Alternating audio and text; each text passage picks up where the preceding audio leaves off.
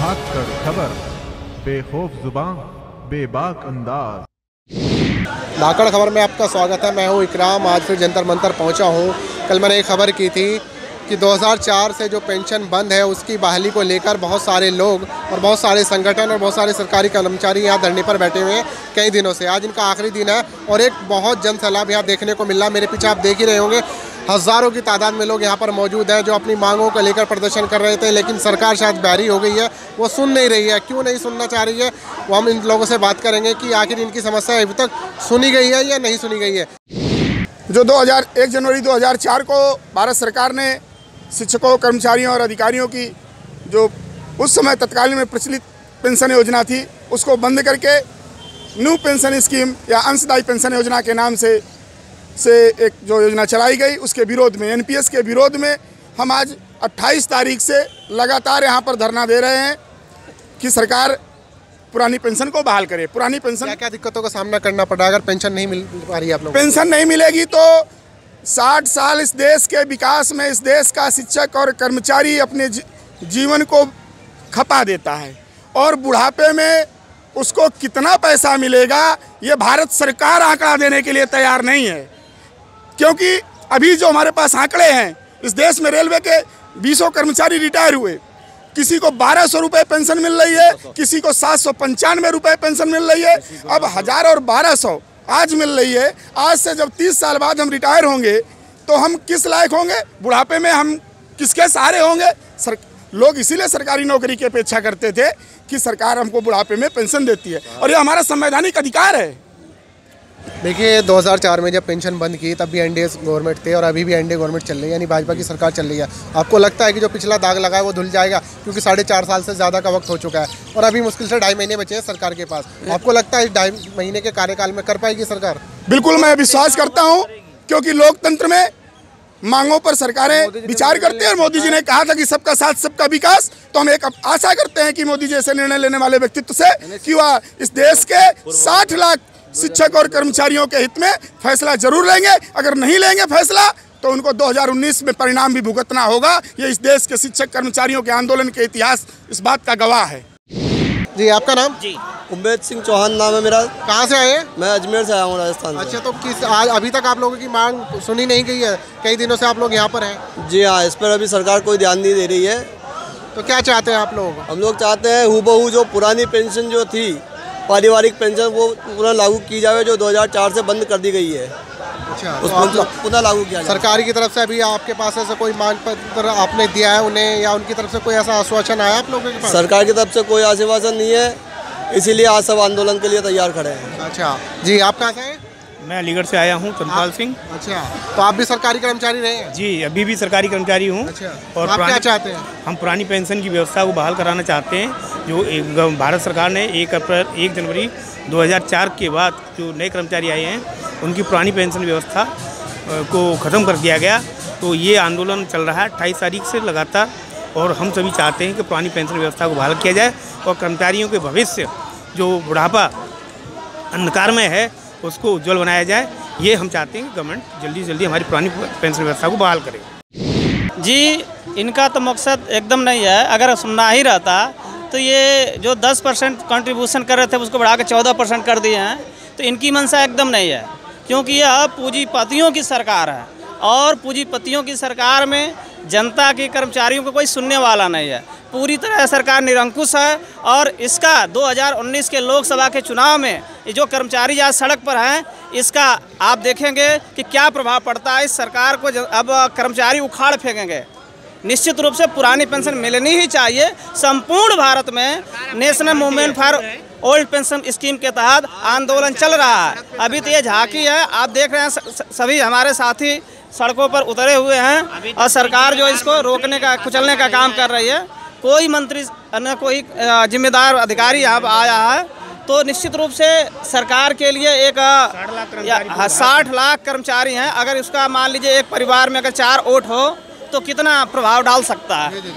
आप महिला हैं, आप भी संगठन से जुड़ी हैं। देखिए अगर पेंशन बंद हो जाती है तो क्या क्या दिक्कतों का सामना करना पड़ता है? सर बहुत सी दिक्कतों का सामना करना पड़ रहा है। इतनी संख्या में हमारे इतने भाई बहन जो यहाँ पर आए हुए हैं सिर्फ पुरानी पेंशन ही के लिए आए हुए हैं। हमको नई पेंशन मंजूर नहीं है। बाई चांस किसी के साथ मिस हैपनिंग हो जाती है, हस्बैंड नहीं रहता है जो सरकारी कर्मचारी था और पेंशन भी बंद हो जाए तो बच्चों को लेकर कितनी परेशानी आप लोग उठाते हैं? बहुत सी प्रॉब्लम होगी।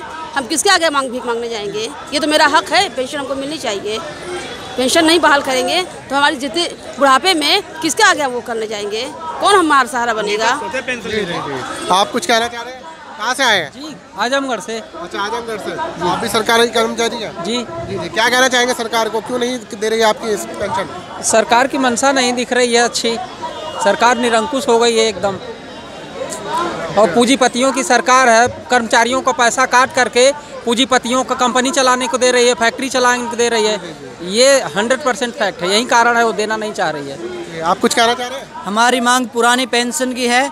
हम 25 साल 30 साल सरकार की सेवा करते हैं और बुढ़ापे में हमें 800 रुपये, 1000 रुपये, 1200 रुपये, 1500 रुपये महीना मिलता है। हरियाणा में तो इससे ज़्यादा बुढ़ापा पेंशन है। बुढ़ापा पेंशन हरियाणा में 2000 रुपये है। हम 30 साल सेवा करके उसके बराबर भी नहीं पा पाते। और जो ये विधायक हैं, नेता हैं, उनकी 2-2, 3-3 पेंशनें हैं। हम हमारे अधिकार के लिए इतने सालों से लड़ रहे हैं और 5 दिन से यहाँ अलग अलग राज्यों से हमारे साथी आए हुए हैं। कोई आजमगढ़ से, कोई बिजनौर से, मैं मैनपुरी से आया हूँ और मैं इस संगठन से जुड़ा हुआ हूँ। और हमारी एक ही मांग है, सिर्फ हमें पुरानी पेंशन चाहिए और इसके सिवाय हमें कुछ भी नहीं चाहिए, सिर्फ पुरानी पेंशन। देखिए इन्हें सबका कहना है कि पुरानी पेंशन चाहिए। और लोग भी हमारे साथ हैं बात करने के लिए। जी आइए, आप आगे आ जाइए, 1 मिनट उनसे बात करें। जी क्या कहना चाह रहे हैं आप? मैं आजमगढ़ से आया हूँ और विकलांग हूँ और 3 बार मैं यहाँ पर आ चुका हूँ। 3 बार यहाँ पर आ चुका हूँ। सरकार की जो मनोवृत्ति है, विचारधारा है, ये है कि वह अपनी पेंशन तो बना रहे, विधायक और MP MLC जितने भी हैं और जो कर्मचारी लोग हैं उनकी पेंशन ख़त्म कर दी है। ये बहुत ही गुस्से में है सब लोग और सब देख रहे हैं, एक यूनिटी बना रहे हैं। सरकार के खिलाफ नहीं है लेकिन उनकी विचारधारा के खिलाफ है। पुरानी पेंशन होनी चाहिए। बुढ़ापा कहाँ जाएगा? आप देख रहे हैं जैसे जिस तरह से आप लोगों की हालत है, आप लोग कोई हैंडीकैप्ड है तो वो कहाँ जाएगा? हाँ, हैंडीकैप को तो और भी परेशानी, लेकिन मैं तो ये चाहता हूँ कि सबको ही मिलनी चाहिए। ये नहीं कि हैंडीकैप को ही मिले। हम इसलिए आए हैं, तीसरी बार मैं आया हूँ और मेरा तो यही सरकार से विनती है कि पुरानी पेंशन लागू होनी चाहिए। देखिए कितनी बड़ी बात कही है। ये एक पैर से ज़्यादा चल नहीं सकते, हैंडीकैप्ड है, लेकिन बावजूद उसके अपनी पेंशन बहाली के लिए 3 बार दिल्ली आ चुके हैं और कितनी परेशानियों का सामना करना पड़ा आप लोग समझ सकते हैं। ऐसी हालत में भी यहाँ पर डटे हुए पिछले कई दिनों से और आज आखिरी दिन है। देखिए आप कुछ कहना चाह रहे हैं? जी मैं ये कहना चाहता हूँ कि भाजपा ने एक बहुत षड्यंत्र के तहत 2004 में जो 35 साल, 30 साल, 40 साल से हमारे सरकारी बॉडी, शिक्षक, कर्मचारी, अधिकारी सेवा दे रहे हैं, उनकी पेंशन समाप्त कर अपनी सुविधाओं को उन्होंने बढ़ा दिया। हमें 1%, 2% DA देते हैं तो कहते हैं इतना बोझ पड़ेगा सरकार पे और खुद 100, 150 गुना अपने भत्तों को, अपने अलाउंस को बढ़ा लेते हैं। उस पर कोई फर्क नहीं पड़ता है। 5 दिन से लाखों कर्मचारी यहाँ पर जंतर मंतर पे हर राज्यों से आ रहे हैं, लेकिन अभी सरकार के कान में जू नहीं देख रहा है। सरकार अपने जिस घमंड में चूर है, ये 60 लाख कर्मचारी और अधिकारी जिन्हें चुनाव करवाना है, आगामी जो 2019 का सामान्य लोकसभा चुनाव है, चुनाव भी इन्हीं को कराना है। पीठासीन अधिकारी से लेकर, मतदान अधिकारी से लेकर, सेक्टर मजिस्ट्रेट से लेकर जोनल मजिस्ट्रेट तक सब इन्हीं को बनना है। लेकिन सरकार को मैं ये चेताना चाहता हूँ कि आप लाख दिखावा करें कि हम आम आदमी की सरकार है। आम आदमी की सरकार नहीं है। ये देश के जो 15 बड़े पूंजीपति हैं, जो आपको पूरे विश्व में, पूरे देश में आपके चुनाव को आपको मैनेज कर रहे हैं, आपको घुमा रहे हैं, आपको करोड़ों अरबों में खिला रहे हैं। उस रणनीति के तहत आप कर्मचारियों का 10% और अपनी तरफ से 10% काट के इन प्राइवेट कंपनियों को, पूंजीपतियों को दे रहे हैं। और आज नहीं तो कल आप देखिएगा पूरे देश का सबसे बड़ा घोटाला होगा, NPS घोटाला। लेकिन सरकार को ये बता देना चाहते हैं, समय रहते अगर आप नहीं चाहते तो दोबारा कभी सत्ता में नहीं आएंगे। सरकार ने हमें आश्वस्त किया था कि आपका जो पैसा है वो जो PSUs है, जो पब्लिक सेक्टर के ऑर्गेनाइजेशन है, उनमें लगाया जाएगा।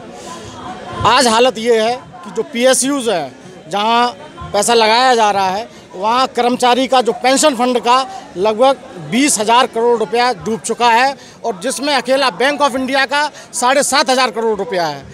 अब बताइए, ये जो वादा किया था सरकार ने कि हम पब्लिक सेक्टर में लगाएंगे जहाँ पर एक सुनिश्चित लाभ की गारंटी आपको मिलेगी, वो वादा भी आज खोखला साबित हुआ है। हमको पुरानी पेंशन चाहिए। आज जंतर मंतर पर हज़ारों लोग आए हैं। इससे पहले 2 क्रम में हम लोग रामलीला मैदान आए हैं और लाखों की संख्या में आए हैं। आज उत्तर प्रदेश अटेवा का दिन था, बिहार है और झारखंड है। बहुत सारे शिक्षक और कर्मचारी आज पुरानी पेंशन बहाली की मांग करने के लिए आज यहाँ आए हैं। आज सरकार दबाव में है, हालांकि सरकार बोल नहीं रही है। बोल इसलिए नहीं रही है कि सरकार मंथन कर रही है। हम लोग सरकार बदलने के लिए तैयार हैं और हम लोगों ने तय कर लिया है जो सरकार पुरानी पेंशन नहीं दे सकती है वो सरकार निकम्मी है और वो सरकार हम लोगों को बदलनी है। आज आप देख रहे हैं यहाँ हज़ारों हज़ार की संख्या में शिक्षक और कर्मचारी केवल इसीलिए आया है क्योंकि वो एनपीएस नहीं चाहता है। आप हमें वो नासूर मत दीजिए जो आगे चलकर हम लोगों के नर्क का कारण बने। जी, आप कुछ कहना चाह रहे हैं? हाँ, इंटर कॉलेज यूनिवर्सिटी गाजीपुर से हम आए हुए हैं। आप भी किसी कर्मचारी? हम एजुकेशन में हैं, इंटर कॉलेज में लेक्चरर है। अच्छा। हमारे कहने का मतलब यह है कि अगर ये लोग हो जाते हैं एक दिन के लिए भी तो इनको मिलता है पेंशन। हम लोग इतने दिन 40 साल सेवा करते हैं तो हम लोग नहीं चाहिए पेंशन। अगर इतना ही है तो ये लोग भी बंद कर दे, हम लोग का बंद मान लिया जाएगा। अगर देना है तो हम लोग को अगर पहले जो दे रहा था वो क्या पागल था? तो इसलिए हमको भी पेंशन देना पड़ेगा और हमको ये पेंशन नहीं चाहिए। अगर ये पेंशन चाहिए तो इन लोगों को भी ये पेंशन दिया जाए, ठीक ना।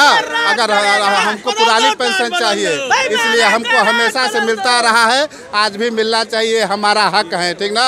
हमें नई और तुम्हें पुरानी नहीं चलेगी ये मन में, हमें नई और तुम्हें पुरानी नहीं चलेगी ये मन माने। देखिए, ये शिक्षक हैं, बच्चों को पढ़ाते हैं। इनका कहना है कि जो मंत्री एक आध दिन के लिए मंत्री बनते हैं, विधायक एमएलए बनते हैं, उनको ज़िंदगी भर पेंशन मिलती है, लेकिन ये 40 साल से भी ज़्यादा अपनी सेवाएं देते हैं सरकारी विभागों में और इन डिपार्टमेंट्स में बच्चों को पढ़ाते हैं और तमाम तरह के डिपार्टमेंट से जो गवर्नमेंट डिपार्टमेंट है उनसे लोग यहाँ पर आए हुए हैं। जी, कुछ और लोग हैं हमारे साथ बात करने के लिए, उनसे बात करें। जी, आप किस डिपार्टमेंट से? शिक्षक डिपार्टमेंट। अच्छा, आप भी शिक्षक हैं, तो बताइए किस लिए चाहते हैं बहाली? ये ओपीएस हमारे बुढ़ापा का सहारा है। जब हम इतनी सैलरी लेंगे और 1-1.5 लाख पे जब हमारा रिटायरमेंट होगा, उसके बाद में हमें 1000-5000 अगर पेंशन मिलेगी तो उससे हमारा गुजारा नहीं चलेगा। उसी बात की लड़ाई है, हमारे स्वाभिमान की लड़ाई है। कितनी दिक्कतों का सामना करना पड़ा आप लोगों को जैसे पेंशन नहीं मिलती है? तब हमारे बुढ़ापे में हमें वृद्धाश्रम की राह खोजनी पड़ेगी। जबकि सांसद विधायक 40 दिन अगर सत्ता में रह लेते हैं तो उन्हें पेंशन मिलती है और पूरी ज़िंदगी मौज मारते हैं। हम 35 से 40 वर्ष तक भारत सरकार के लिए अपना पूरा योगदान देते हैं और बुढ़ापे में हम वृद्धाश्रम की तलाश करेंगे। सबसे बड़ी प्रॉब्लम हमारी ये है। हमारा हक है, हमारा स्वाभिमान है, पुरानी पेंशन चाहिए। देखिए, 60 लाख से भी ज़्यादा कर्मचारी हैं जिनकी पेंशन बंद है और ये बहाली के लिए यहाँ पर बैठे हुए हैं, लेकिन सरकार क्यों नहीं सुन रही है? एनडीए पर जो 2004 में दाग लगा था, सरकार चाहे तो उसे बहाल करके अपना वो दाग हटा सकते हैं, लेकिन बावजूद इसके पिछले 4.5 साल से ज़्यादा के कार्यकाल में भी वो ये कदम नहीं उठा पाई है। देखना ये है कि 2.5 महीने से भी कम वक्त में ये कदम उठाती है या नहीं उठाती है। इन लोगों का कहना है कि अगर ये पेंशन बहाल नहीं की इस सरकार ने तो 2019 में उन्हें इसका तगड़ा परिणाम भुगतना पड़ सकता है।